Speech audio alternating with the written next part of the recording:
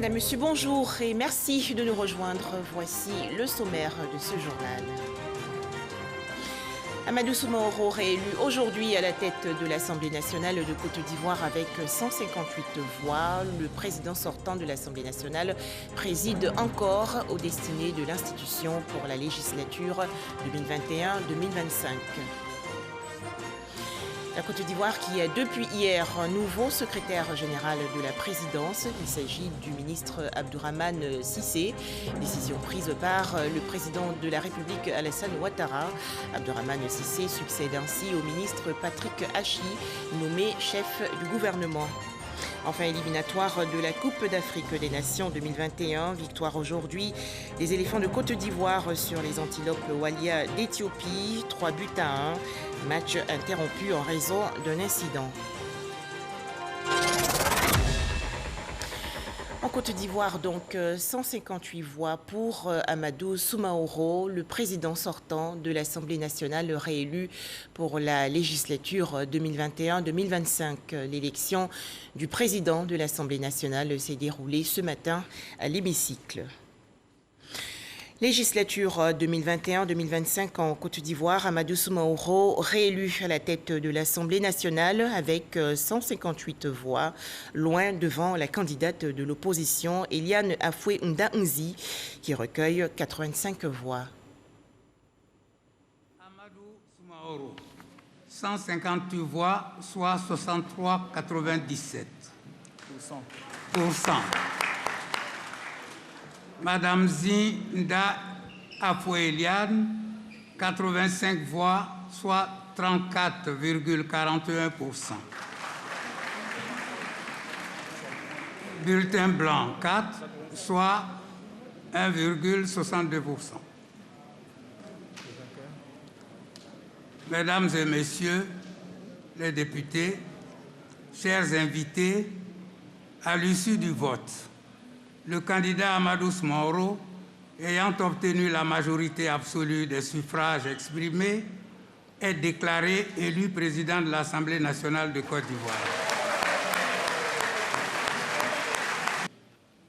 Chers collègues, en choisissant de briguer le mandat de député, vous êtes certainement animés de la volonté de participer activement à la vie politique de la nation.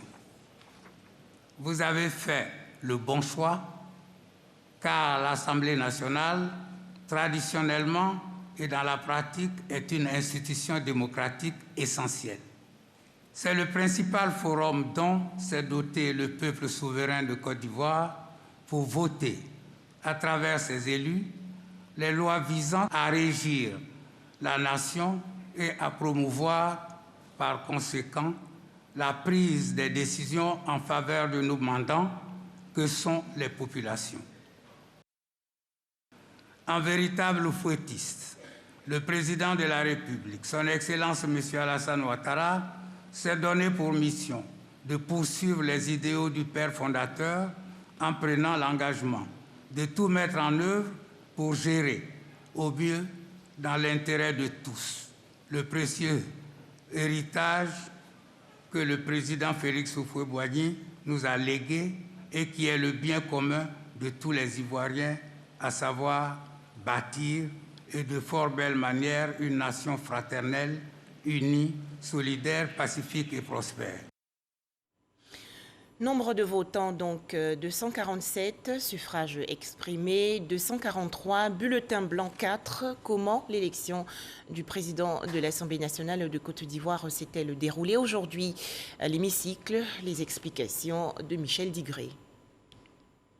De façon pratique, la séance inaugurale est conduite par un bureau de séance, dit bureau d'âge, statutairement présidé par le doyen en âge des députés. Celui-ci est assisté par les deux plus jeunes en âge des députés qui font office de secrétaire de séance. C'est donc à ce bureau de séance qu'il échoit le plein pouvoir d'enregistrer les candidatures au poste de président de l'Assemblée nationale, d'organiser puis de superviser les opérations de vote. Tout député peut être candidat à l'élection du président de l'Assemblée nationale. Pour ce scrutin, ils sont 4 en lice. Amadou Soumaoro, Konate Vassiriki, Traoré Mariam, tous du RHDP, et Nzi Nda Afo Eliane du PDCI RDA. Le président de l'Assemblée nationale est élu pour la durée de la législature au scrutin uninominal secret à la majorité absolue des députés présents au premier tour. Si cette majorité n'est pas obtenue au premier tour, seuls les deux candidats ayant obtenu le plus de voix se présentent à un second tour qui a lieu au plus tard dans les 15 jours suivant le premier tour. Une fois terminée, cette élection marque ainsi la constitution de la nouvelle Assemblée nationale. Toujours en Côte d'Ivoire, le ministre Abdourahmane Cissé, nommé secrétaire général de la présidence de la République, en remplacement du ministre Patrick Hachi, qui occupe depuis peu le poste de Premier ministre, chef du gouvernement. Information donnée hier par le directeur de cabinet de la présidence, Fidèle Sarasoro. Communiqué de la présidence de la République. Le président de la République, Son Excellence M. Alassane Ouattara, a procédé ce lundi 29 mars 2021 à la signature d'un décret portant nomination de M. Abdourahmane Cissé en qualité de ministre, secrétaire général de la présidence de la République, en remplacement de M. Patrick Jérôme Hachi, nommé Premier ministre, chef du gouvernement, fait à Abidjan le lundi 29 mars 2021. L'ancien ministre du Pétrole, de l'Énergie et des Énergies renouvelables, Abdourahmane Cissé, désormais secrétaire général de la présidence de la République de Côte d'Ivoire. Alors quel est son parcours? Pour en parler, Jacques Koné. Le tout nouveau secrétaire général de la présidence, c'est lui, le ministre Abdourahmane Cissé. Il a été nommé ce lundi 29 mars 2021 par un décret signé du président de la République, Alassane Ouattara, qui fait de lui ministre et secrétaire général de la présidence de la République. À 39 ans, Abdourahmane Cissé a été respectivement ministre du Pétrole, de l'Énergie et des Énergies renouvelables de 2018 à 2021, ministre conseiller spécial du président de la République de 2017 à 2018 et ministre du Budget et du portefeuille de l'État de 2013 à 2017. Avant de rejoindre l'administration publique ivoirienne, il était directeur exécutif en charge du trading sur les indices de la zone euro au sein de la banque d'affaires Goldman Sachs à Londres. Au niveau académique, Abdourahmane Cissé a un parcours bien rempli. Il est diplômé de l'École polytechnique de France et titulaire d'un master en économie et gestion des ressources pétrolières de l'Institut français du pétrole. Au niveau des distinctions, le nouveau ministre secrétaire général de la présidence Abdourahmane Cissé fait partie des 100 jeunes leaders mondiaux de la Young Global Leader au titre de l'année 2017, distinction attribuée par le Forum économique mondial aux leaders de moins de 40 ans à travers le monde. Il est marié et père d'un enfant. Un tout autre sujet à présent, Yamoussoukro, dans la région centre de la Côte d'Ivoire, a accueilli récemment un séminaire, une initiative de l'Office national de l'état civil, l'ONECI. Les travaux ont porté sur la stratégie nationale de l'état civil. Les explications de Kader Sogodogo de RTI Bouaké.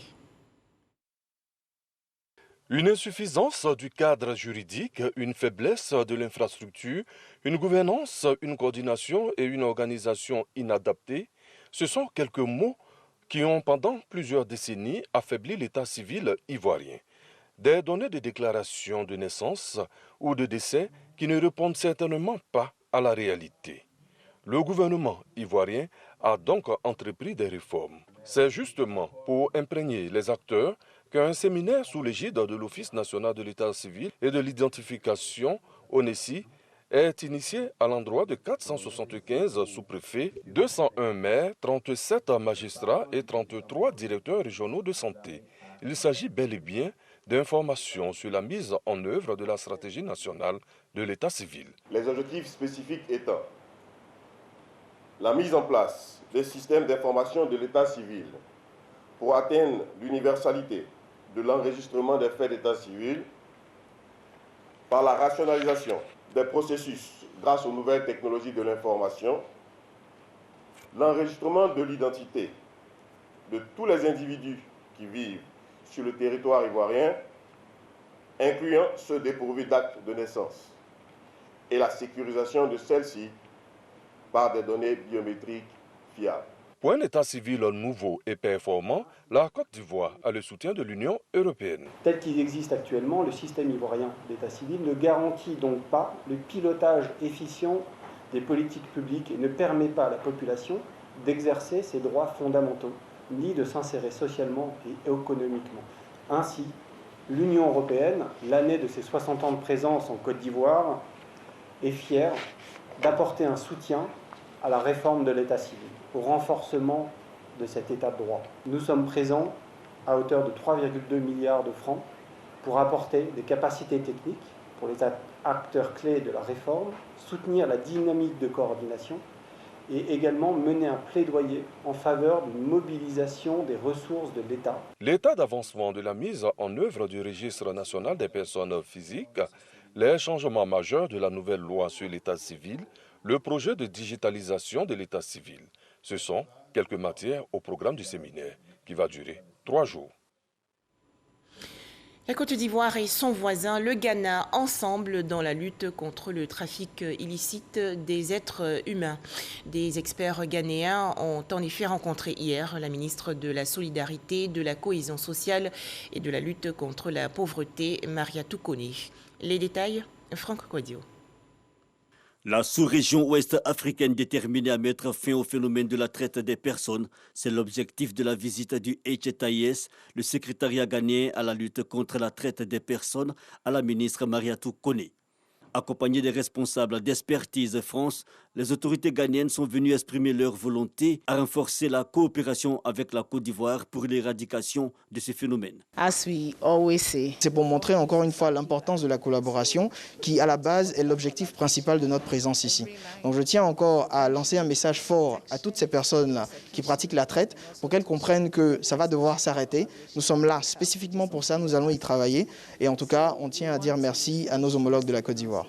Selon le CNLTP, le Comité national de lutte contre la traite des personnes, 1193 victimes de traite ont été secourues et 84 individus interpellés, dont 40 condamnés pour traite d'êtres humains entre 2019 et 2020. Le phénomène demeure préoccupant malgré les efforts des gouvernements.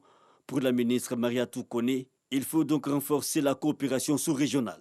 Nous constatons que la question de la lutte contre la traite des personnes est prise à un niveau vraiment très élevé. C'est une question prioritaire pour l'État de Côte d'Ivoire. Et nous voyons tous les jours les arrestations.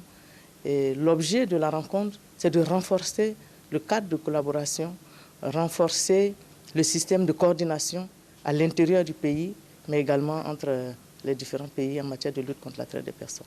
Une fois leur volonté exprimée, les différentes parties se sont mises au travail. Une table ronde est tout de suite organisée entre Expertise France, le HTS et le Comité national de lutte contre la traite des personnes. Ils vont, durant 2 jours, réfléchir sur des questions essentielles telles les enquêtes conjointes et la mise en place d'une plateforme entre les agents de sécurité. La grave crise sanitaire due à la pandémie de coronavirus perdure. Alors respectons tous les gestes barrières et faisons-nous vacciner pour mettre fin à la maladie.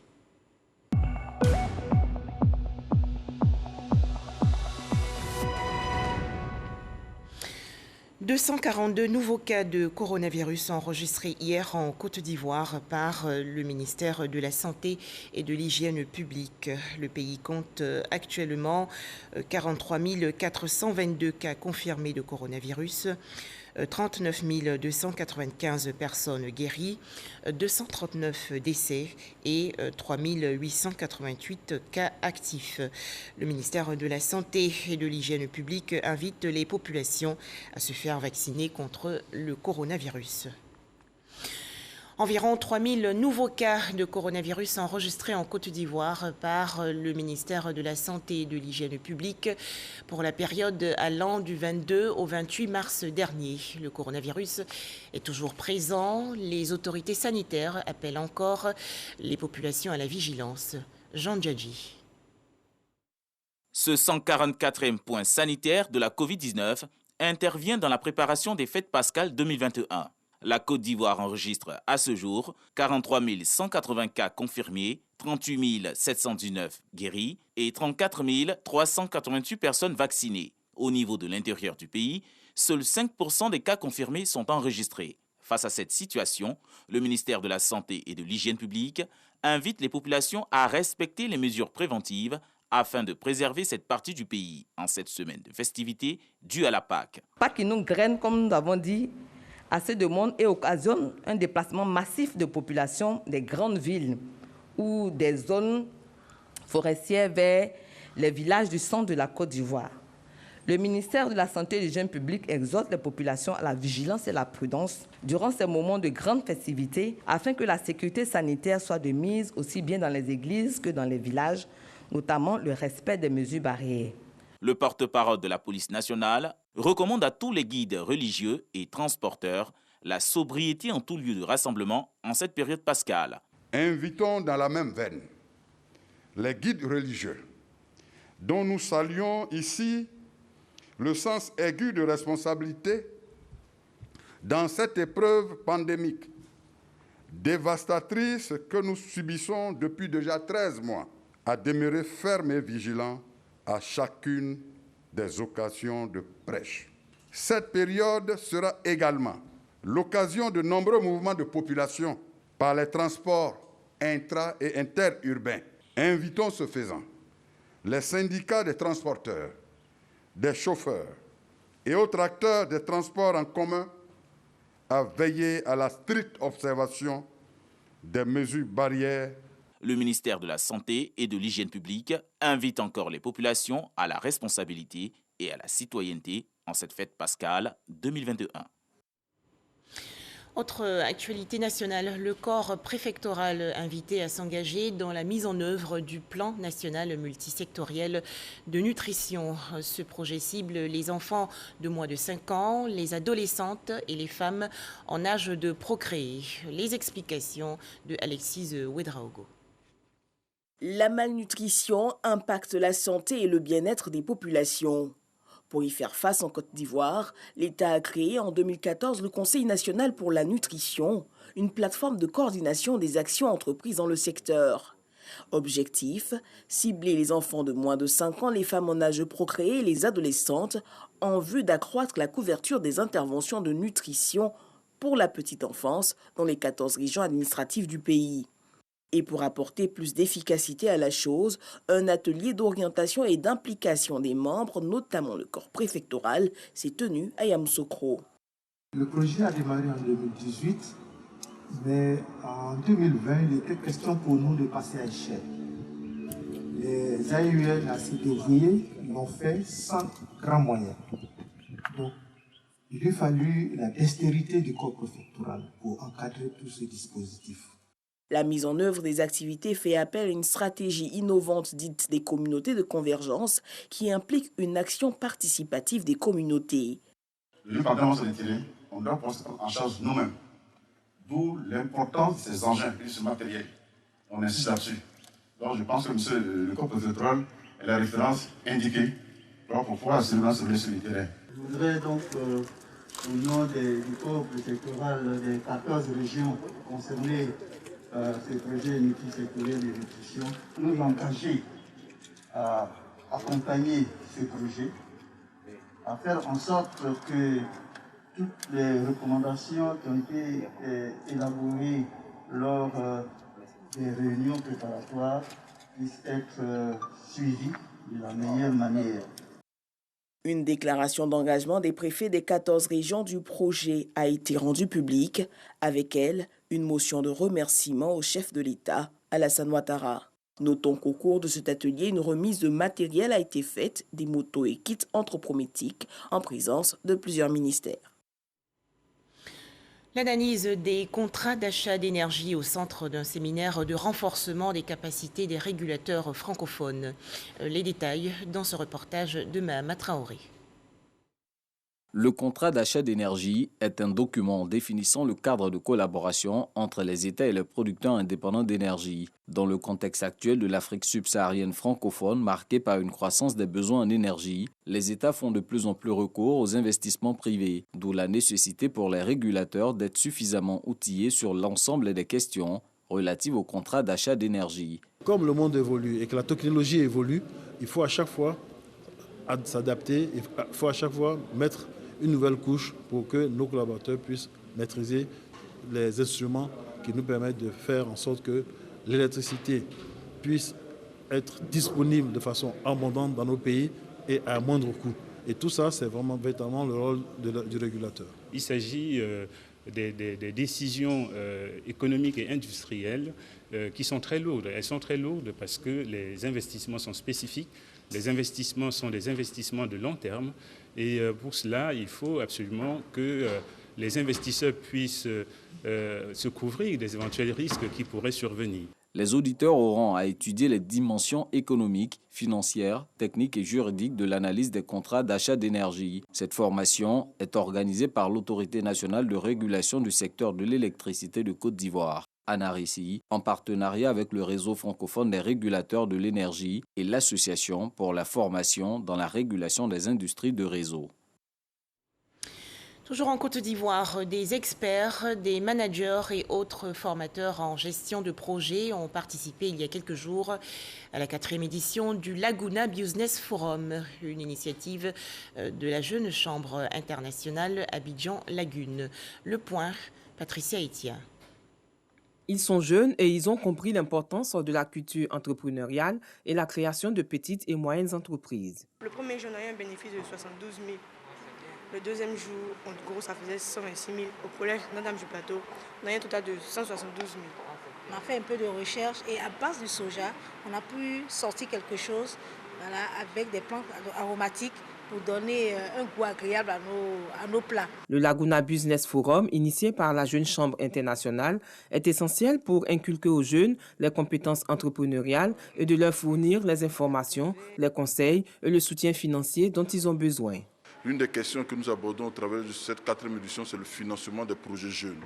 Beaucoup de jeunes veulent s'engager dans l'entrepreneuriat, beaucoup de jeunes veulent apporter leur contribution au développement économique de la Côte d'Ivoire, mais ils ont besoin de savoir comment s'orienter, où avoir les financements, ou bien où est-ce qu'ils doivent taper pour avoir vraiment des appuis et des accompagnements possibles. Permettre à nos participants de cerner quelles sont les différentes sources de financement auxquels ils peuvent se référer en cas de projets entrepreneuriaux, qui sont principalement le financement traditionnel, les banques et établissements de crédit. Ponctué de panels et de témoignages, le forum a réuni experts et formateurs. Pour le ministère de la Promotion de la Jeunesse et de l'Emploi des Jeunes, la solution pour juguler le chômage passe par l'entrepreneuriat. Notre action derrière, c'est de financer exactement tous ces jeunes qui nous sollicitent. Et pour ce faire, depuis 2019, nous avons relancé l'opération Agir pour les jeunes. En 2019, c'était déjà un peu plus de 21 000 jeunes pour 11 milliards de francs CFA. Agir 3, c'est aujourd'hui 23 534 jeunes pour un financement de 11 milliards 500 millions. Dans sa mission d'offrir aux jeunes des opportunités de développement en leur donnant la capacité de créer des changements positifs, la Jeune Chambre internationale Abidjan Lagune, avec son forum annuel des affaires dénommé Laguna Business Forum, porte un regard objectif sur l'entrepreneuriat et le financement des projets des jeunes en Côte d'Ivoire. Des jeunes formés à l'entrepreneuriat dans le cadre du projet Youth Can, la jeunesse peut. Les travaux se déroulent dans la commune de Port-Boué. Walter Amadou. Outiller les jeunes et les accompagner dans leur quête d'emploi. Également, impliquer les partenaires privés et institutionnels dans des solutions à proposer pour l'employabilité des jeunes. C'est l'ambition affichée du projet Youth Can. Je voudrais remercier toutes les entreprises désireuses d'accompagner le village SOS dans cette Lucan-là afin de garantir aux jeunes la stabilité et l'insertion professionnelle.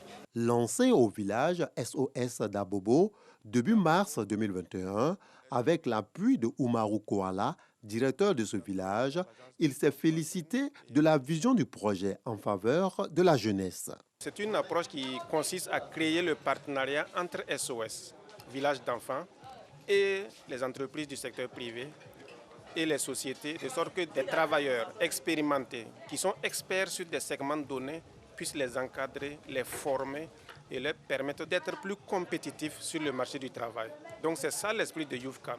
Le projet YouthCan cible des jeunes de 15 à 25 ans privés de prise en charge parentale ou à risque. L'objectif est de faire en sorte que les bénéficiaires déploient leur plein potentiel pour faire carrière ou créer leur entreprise afin d'avoir un futur radieux pour eux et leur communauté. Les métiers de l'aviation expliqués récemment aux meilleures élèves filles de Grand Bassam dans la région sud du pays. C'est une initiative de l'Union des femmes de l'aviation civile de Côte d'Ivoire. Objectif, promouvoir l'excellence chez les jeunes filles. Mamadou Kouassi. Elles ont voulu, à travers cette rencontre, partager leur expérience avec les plus jeunes, mais surtout avec les élèves de la ville de Grand Bassam. Ces femmes, mécaniciennes, contrôleurs aéronautiques, pilotes de ligne et chefs de station météo veulent prôner l'excellence et valoriser davantage ces métiers de l'aviation. Une initiative de l'Union des femmes de l'aviation civile de Côte d'Ivoire, UFACI. Les membres de cette structure entendent susciter auprès des jeunes filles l'amour et l'intérêt au métier de l'aviation. Donc c'est dire que ici vous êtes la crème, on va dire, les meilleures filles du collège. Donc pour vous recevoir du moment, nous avons nous aussi fait venir la crème de l'aviation civile de Côte d'Ivoire. Si vous avez pour vous ce matin les meilleurs DRH, les meilleurs mécaniciens, les meilleurs pilotes, et donc je formule le vœu que ce matin, tous ces échanges que nous allons pouvoir avoir, ces témoignages de vie puissent être pour vous jeunes filles des modèles, que ce soit des sources d'inspiration pour faire naître pour papa de l'éducation chez nous. En tout cas, c'est l'objectif de notre présence ici ce matin. Cette activité s'inscrit dans le cadre de la célébration de la Journée internationale de la femme. Et les différentes intervenantes ont présenté les avantages des métiers de l'aviation civile. Et nous gérons 16 km, 16 millions de kilomètres carrés. C'est quoi le métier du contrôleur de la circulation aérienne? Après la mécanicienne, lorsqu'elle a bien regardé que l'avion est opérationnel et que le pilote peut aller, c'est maintenant que nous intervenons. Et nous intervenons dans des salles spéciales et la salle la plus connue, c'est celle qu'on appelle la tour de contrôle. Parrain de cette rencontre, le directeur général de la SODEXAM s'est réjoui de la volonté des cadres féminins de l'aviation civile à faire la promotion de leur métier auprès des plus jeunes.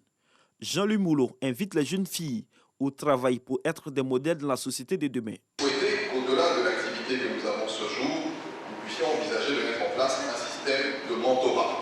Parce que nous avons réalisé, lorsque nous avons mené l'activité en 2020, Jeunes filles de la santé, importe, que nos jeunes filles, nos lycéennes, ont besoin de repères, ont besoin de modèles. Et il serait souhaitable que nous puissions instituer un système de mentorat, qu'elles puissent être suivies de manière périodique par toutes ces dames de qualité, afin de susciter des vocations et leur permettre d'être les cadres de demain dans l'aviation civile et dans d'autres domaines. L'Union des femmes de l'aviation civile regroupe des femmes de divers secteurs, notamment des mécaniciennes d'avion, des pilotes de ligne, des chefs de station météo, des contrôleurs aéronautiques et des agents de la sécurité aéroportuaire. Sport, les éliminatoires de la Coupe d'Afrique des Nations 2021. Les éléphants de Côte d'Ivoire ont battu les antilopes Walia d'Éthiopie par 3-1. Un match interrompu 10 minutes avant le terme en raison d'un incident. Au Niger, le candidat de l'opposition Maman Ousmane, arrivé au second tour de la présidentielle, annonce un nouveau recours en justice. C'est le deuxième recours envisagé. L'opposant Maman Ousmane a également appelé ses partisans à des marches pacifiques pour contester les résultats du scrutin par la Cour constitutionnelle. Enfin, l'attaque de la petite ville de Palma, dans le nord du Mozambique, a été revendiquée hier par le groupe État islamique. La situation humanitaire dans cette zone est devenue très alarmante. C'est la fin de ce journal. Merci de nous avoir suivis.